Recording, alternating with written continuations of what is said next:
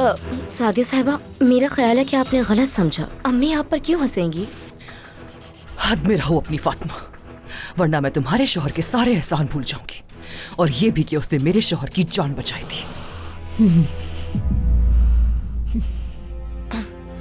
सादिया साहिबा, मैं फिर से कह रही हूँ, आपको यकीनन गलत फहमी हुई है। मेरी अम्मी कभी ऐसा नहीं कर सकती, मैं आपको यकीन दिलाती हूँ। आपने जानबूझकर नहीं किया ना, है ना अम्मी? या आप पे हंसेंगी क्यों? क्या हम जाकर टेबल सेट कर दें? हाँ करो रेडी, और मेरे लिए भी एक प्लेट तैयार कर देना। अम्मी आप पागल हो गई हैं? हाँ, उसी के सामने आपने हंसना शुरू कर दिया। कुछ नहीं हुआ मुझे।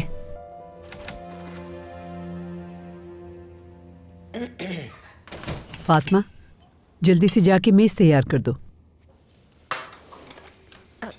सादिया साहिबा ने कहा है कि डिनर साथ करेंगी।